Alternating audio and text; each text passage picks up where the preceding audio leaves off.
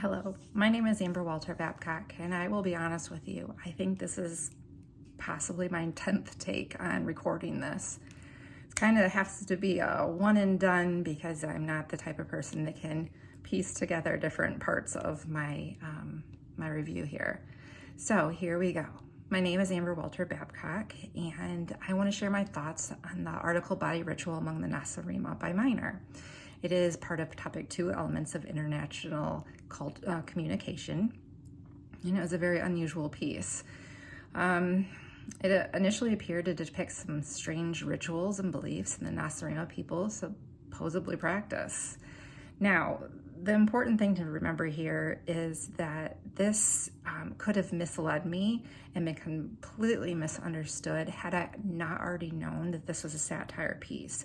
Parts of this story, this article, were exaggerated to get a point across of these descriptions.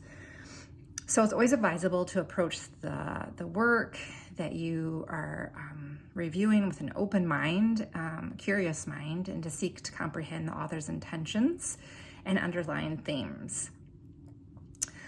So some of the rituals and beliefs that were described in the article are cultural and sound almost unbelievable. Someone who was truly reading this, not knowing this was a satire piece, would have been absolutely appalled. It took me a moment to comprehend the descriptions, but I did laugh right out loud when I realized that the holy mouth man was the dentist. And I assume that the women who bake their heads in the oven are utilizing a tanning bed. And I hope I'm not wrong with that one because I can't see where else that would go. There was an emphasis on appearance, the use of specialized tools and products to maintain hygiene, and trust in medicine and healthcare, all described in ways an outsider would find absolutely ridiculous. We take these things for granted and don't realize how unusual they might seem to outsiders. And it can be challenging to assess how individuals in different countries would view things within this article. For instance, the tanning bed.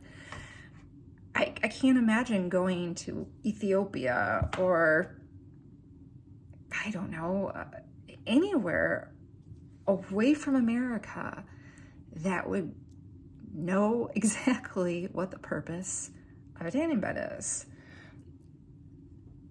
It is noteworthy that tanning beds have been linked to an increased risk of skin cancer and other health problems, which cause concerns across the board.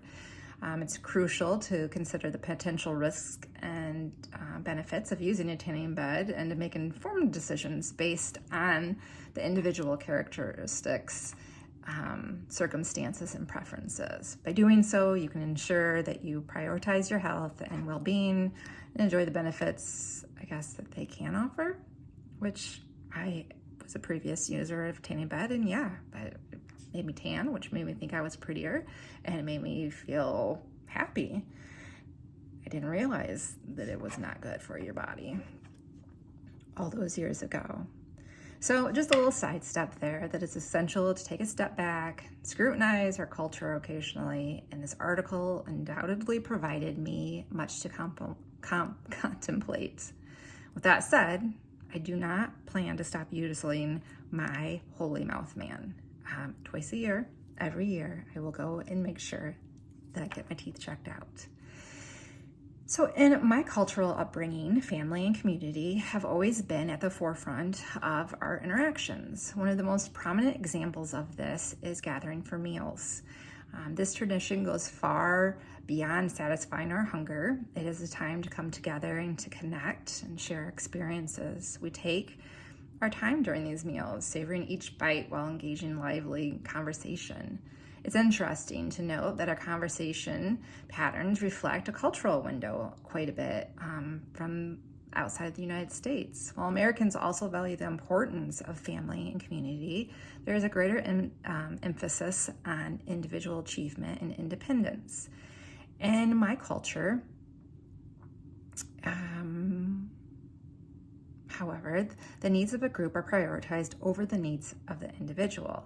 This is most evident in our tradition of gathering for meals, as it reinforces our sense of community and togetherness. It is a way of showing that we are all in this together and supporting each other through thick and through thin. And ultimately, this practice serves as a reminder that our family and community are there for us, and you can count on them for any guidance. Now, when I read that out loud, I think, is that what it's like now? And I would probably say, no, it's not. Was that how it was when I grew up at home 30 years ago, 35 years ago? Yeah, absolutely. 7 nights a week we had dinner as a family. The information shows that coming together for meals is not necessarily linked to American cultural norms and values. While Americans place importance on family and community, there's a greater emphasis on individual achievement and independence. In terms of the historical evolution of the practice, how individuals congregate for meals may have changed over time. Historically, families gathered around a fire or in a communal dining area to partake in their meals, and people still gather, but the seating and location may have changed. You might find more people are sitting in the living room in front of the TV or spread throughout the house. I'm embarrassed to say there are nights that I eat dinner in my bed while I'm watching TV and my kids are in the other room doing whatever they're doing. Despite these transformations, the fundamental significance of coming together for meals and establishing connections with one another remains a steadfast presence in numerous cultures.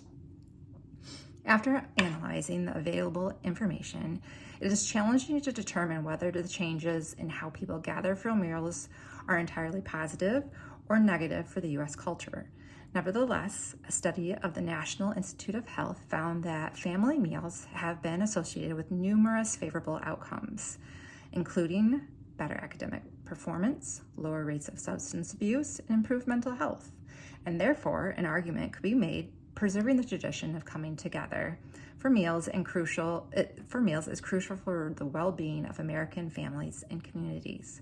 However, it is also worth noting that the changes in the types of foods consumed during these gatherings may have contributed to health issues such as obesity and diabetes, which could be perceived as harmful to the U.S. culture. To mitigate these adverse effects, it is essential to continue evaluating and adapting to these changes in a way that promotes individual health and strengthens the community connections. And by doing so, we can ensure that the tradition of family meals remains a cornerstone of America and American culture, while promoting healthy lifestyles and also being for all. Family meals have undergone significant transformations over the time due to various factors, such as increasing the pace of our lives. We are a go family 24/7. We have somewhere to be, some practice, some sport, some part of work, some part of school that we are attending. And over time, due to those various factors, technology as well, customary to gathering around the table daily to share a meal is far and few between anymore. Still, it has become a rare occurrence that it is usually reserved for special occasions. And in addition, the presence of technology, smartphones, television has become a constant distraction for mealtime, making it even more difficult for families to enjoy each other's companies. And despite these challenges, some families have recognized the importance of sharing meals and continuously commit to prioritizing their time together. Now, in the summer, we are a little bit more laxed with our mealtime, but during the school year, we do try to focus and get together several times a week as a family. And that, my friends, is my review of the article.